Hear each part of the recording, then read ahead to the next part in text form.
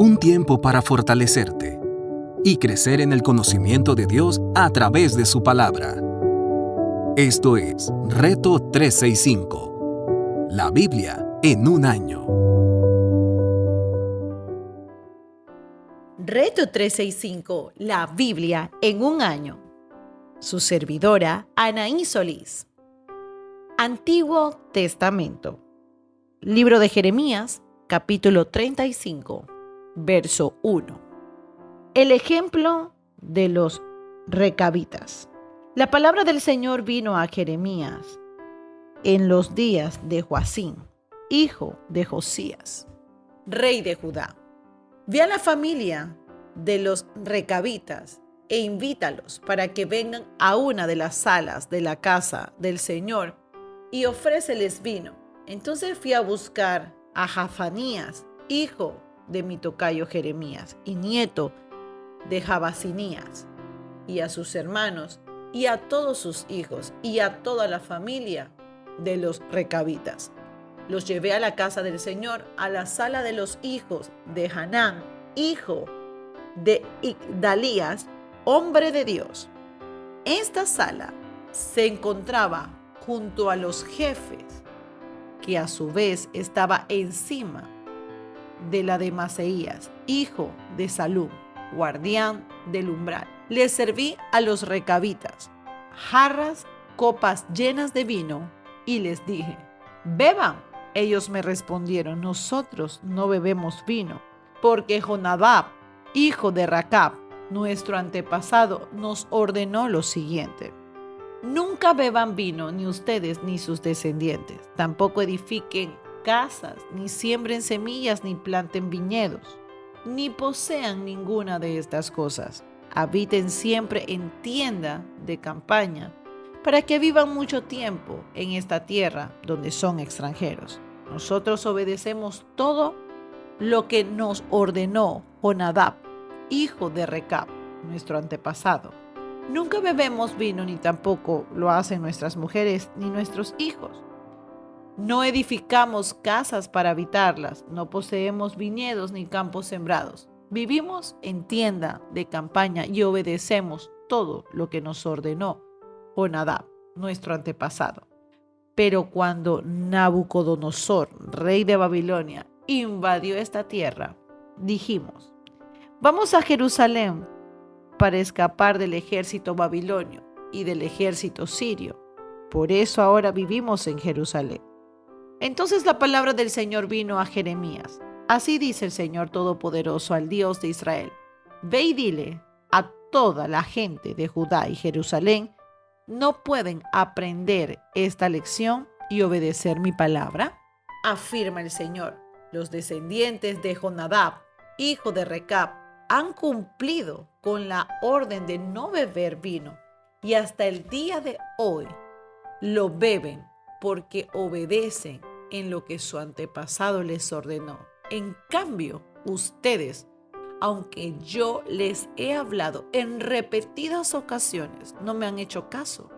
Además, no he dejado de enviarle a mis siervos, los profetas, para decirle: conviértanse ya de su mal camino, enmienden sus acciones y no sigan a otros dioses para servirlos. Entonces habitarán en la tierra que yo les he dado a ustedes y a sus antepasados. Pero ustedes no me han prestado atención, no me han hecho caso. Los descendientes de Jonadab, hijo de Recab, cumplieron la orden dada por su antepasado. En cambio, este pueblo no me obedece. Pero eso sí, dice el Señor, Dios Todopoderoso, el Dios de Israel: voy a enviar contra Judá y contra todos los habitantes de Jerusalén todas las calamidades que ya les he anunciado, porque les hablé y no me obedecieron. Los llamé y no me respondieron. Jeremías también les dijo a los recabitas: así dice el Señor Todopoderoso, el Dios de Israel: por cuanto ustedes han obedecido las órdenes de Jonadab, su antepasado, y han cumplido con todos sus mandamientos, han hecho todo lo que él les ordenó. Así dice el Señor Todopoderoso, el Dios de Israel: nunca le faltará a Jonadab, hijo de Recab, un descendiente que esté a mi servicio todos los días. Capítulo 36. El rey Joacim quema el rollo de Jeremías. Esta palabra del Señor vino a Jeremías en el año 4 del rey Joacim, hijo de Josías. Toma un rollo y escríbele en él todas las palabras que desde los tiempos de Joacías, desde que comencé a hablarte, hasta ahora te he dicho acerca de Israel y de Judá y de las otras naciones. Cuando los de Judá se enteren de todas las calamidades que pienso enviar contra ellos, tal vez abandonen su mal camino y pueda yo perdonarles su iniquidad y su pecado. Jeremías llamó a Baruc, hijo de Nerías, y mientras le dictaba a Baruc, escribía en el rollo todo lo que el Señor les había dicho al profeta. Luego Jeremías le dio esta orden a Baruc: estoy detenido y no puedo ir a la casa del Señor. Por tanto, ve a la casa del Señor en el día de ayuno y lee en voz alta el pueblo de Jerusalén las palabras del Señor que te he dictado y que escribiste en el rollo. Léansela también a toda la gente de Judá y que haya venido de sus ciudades. A lo mejor su oración llega a la presencia del Señor y cada uno se convierte de su mal camino. Ciertamente son terribles la ira y el furor con que el Señor ha amenazado a este pueblo. Baruc, hijo de Nerías, hizo tal y como le había ordenado el profeta Jeremías. Leyó en la casa del Señor las palabras contenidas en el rollo. En el mes 9 del año 5 de Joacim, hijo de Josías, rey de Judá, todo el pueblo de Jerusalén y todos los que habían venido de las otras ciudades de Judá fueron convocadas a ayunar en honor del Señor. Baruc se dirigió al atrio superior de la casa del Señor, a la entrada de la puerta nueva, y desde la sala de Gemarías, hijo de Safán, el cronista, leyó ante todo el pueblo el rollo que contenía las palabras de Jeremías. Micaías, hijo de Gemarías, nieto de Safán, escuchó todas las palabras del Señor que estaban escritas en el rollo. Entonces bajó al palacio del rey, a la sala del cronista, donde estaban reunidos todos los jefes, es decir, el cronista Elisamá, Delaías, hijo de Semaías, el Natán, hijo de Acbor, Gemarías, hijo de Safán, Sedequías, hijo de Ananías, y todos los demás jefes. Micaías le contó todo lo que había escuchado de lo que Baruc había leído ante el pueblo. Entonces todos los jefes estuvieron a Yehudi, hijo de Netanías, nieto de Selemías y bisnieto de Cusi, para que le dijera a Baruc: toma el rollo que has leído ante el pueblo. Baruc, hijo de Nerías, lo tomó y se presentó ante ellos. Los jefes le dijeron: siéntate y léenos lo que está en el rollo. Baruc lo leyó ante ellos. Terminada la lectura, se miraron temerosos unos a otros y le dijeron: tenemos que informar de todo esto al rey. Luego le preguntaron a Baruc: dinos, ¿cómo fue que escribiste todo esto? ¿Te lo dictó Jeremías? Sí, le respondió Baruc. Él me lo dictó y yo le escribí con tinta en el rollo. Entonces los jefes le dijeron a Baruc: tú y Jeremías vayan a esconderse, que nadie sepa dónde está. Después de dejar el rollo en la sala del cronista Elisama, los jefes se presentaron en el atrio delante del rey. Lo pusieron al tanto de todo lo ocurrido. El rey envió a Yehudi a buscar el rollo y Yehudi lo tomó de la sala de Elisama y lo leyó en presencia del rey. Y todos los jefes que estaban con él eran el mes 9 y por eso el rey estaba en su casa de invierno, sentado junto a un brasero encendido. A medida que Yehudi terminaba de leer 3 o 4 columnas, el rey las cortaba con un estilete de escriba y las echaba al fuego del basurero. Así lo hizo con todo el rollo, hasta que éste se consumió en el fuego. Ni el rey ni los jefes que escucharon todas estas palabras tuvieron temor, ni se rasgaron las vestiduras. Esto sucedió a pesar de que Elnatán, Delaías y Gemarías le habían suplicado al rey que no quemara el rollo. Pero el rey no les hizo caso.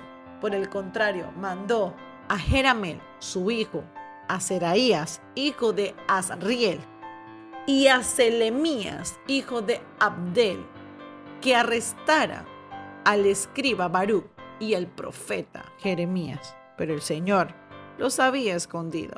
Luego que el rey quemó el rollo con las palabras que Jeremías le había dictado a Baruc, la palabra del Señor vino a Jeremías: toma otro rollo y escribe exactamente lo mismo que estaba escrito en el primer rollo quemado por Joacim, rey de Judá. Y adviértele a Joacim que así dice el Señor: tú quemaste aquel rollo diciendo, porque has escrito en él que con toda seguridad el rey de Babilonia vendrá a destruir esta tierra y a borrar de ella a toda persona y animal. Por eso, así dice el Señor acerca de Joacim, rey de Judá: ninguno de sus descendientes ocupará el trono de David. Su cadáver será arrojado y quedará expuesto al calor del día y a las heladas de la noche. Castigaré la iniquidad de él, la de su descendencia y la de sus siervos enviaré contra ellos y contra los habitantes de Jerusalén y de Judá, y todas las calamidades con que los amenacé, porque no me hicieron caso. Entonces Jeremías tomó otro rollo y se le dio al escriba Baruc, hijo de Nerías. Baruc escribió en el rollo todo lo que Jeremías le dictó, lo cual era idéntico a lo escrito en el rollo quemado por el rey Joacim. Se agregaron además muchas otras cosas semejantes. Capítulo 37. Encarcelamiento de Jeremías. Nabucodonosor, rey de Babilonia, puso como rey de Judá y Sedequías, hijo de Joasías, en lugar de Joconías, hijo de Joacim. Pero ni Sedequías, ni sus siervos, ni la gente de Judá hicieron caso a la palabra que el Señor había hablado a través del profeta Jeremías. No obstante, el rey Sedequías envió a Jucal, hijo de Selemías, y al sacerdote Sofonías, hijo de Maseías, a decirle al profeta Jeremías: ora por nosotros al Señor nuestro Dios. Mientras tanto, Jeremías se movía con total libertad entre la gente, pues todavía no lo habían encarcelado.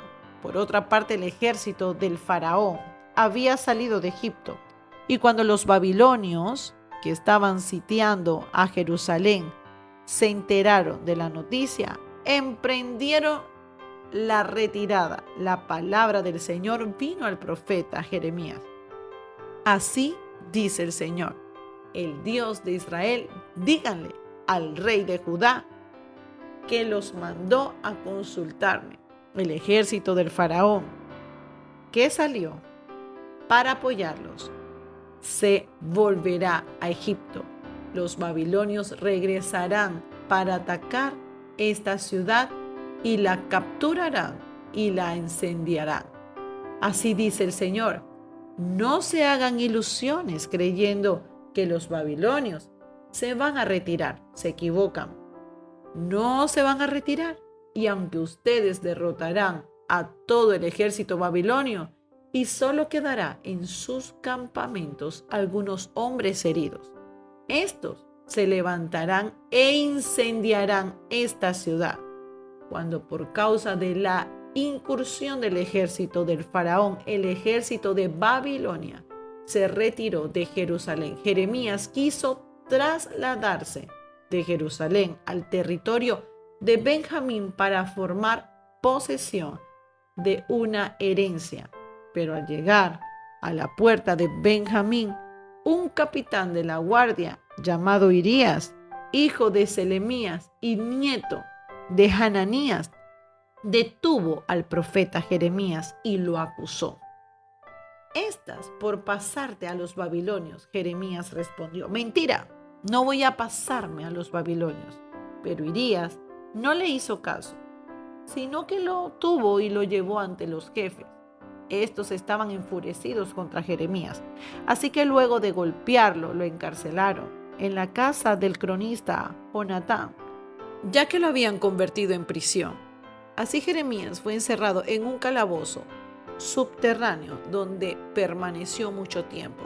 El rey Sedequías mandó que trajeran a Jeremías al palacio y allí le preguntó en secreto: ¿has recibido alguna palabra del Señor?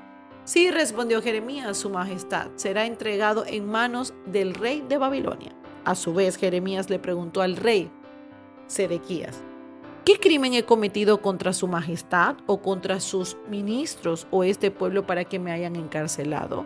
¿Dónde están sus profetas, los que profetizaban que el rey de Babilonia no los atacaría, ni a usted ni a este país? Pero ahora ruego a su majestad me preste atención.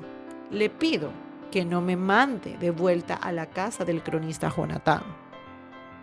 No sea que yo muera allí.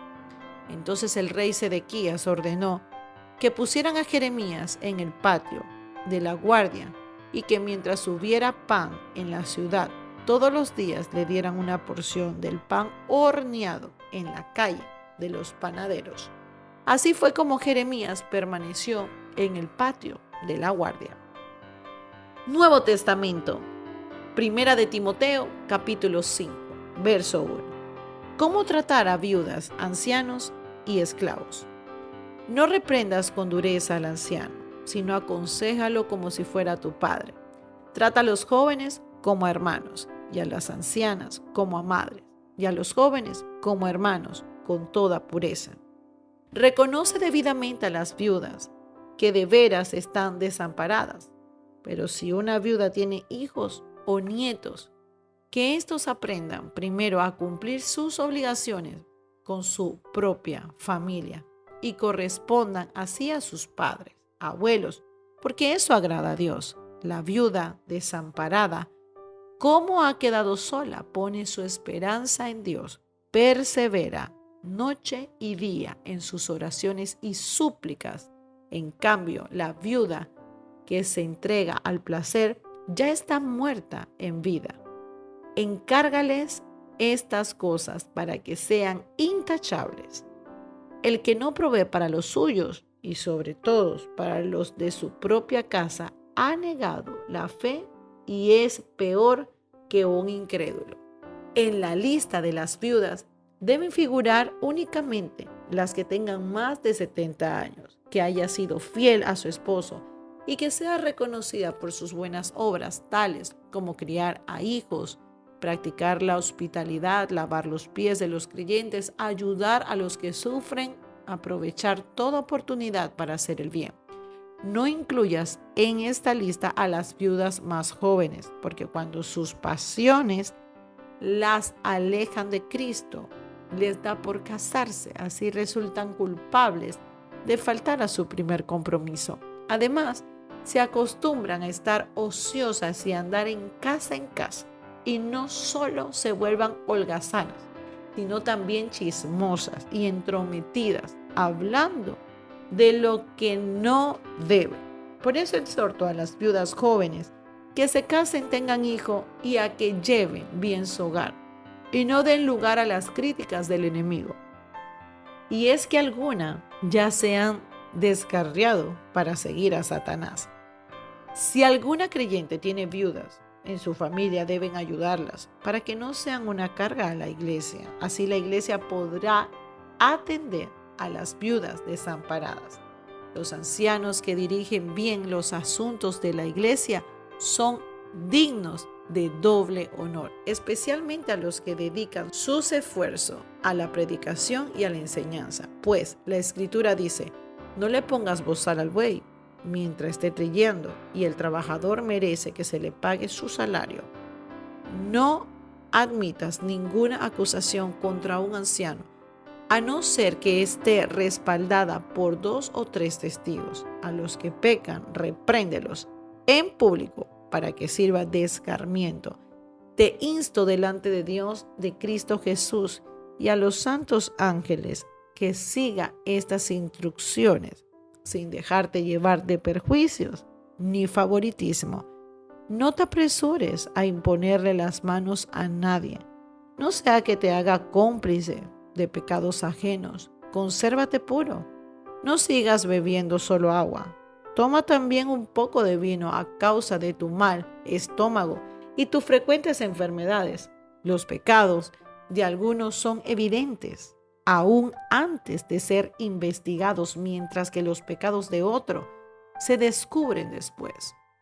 De igual manera son evidentes las buenas obras, y aunque estén ocultas, tarde o temprano se manifestarán.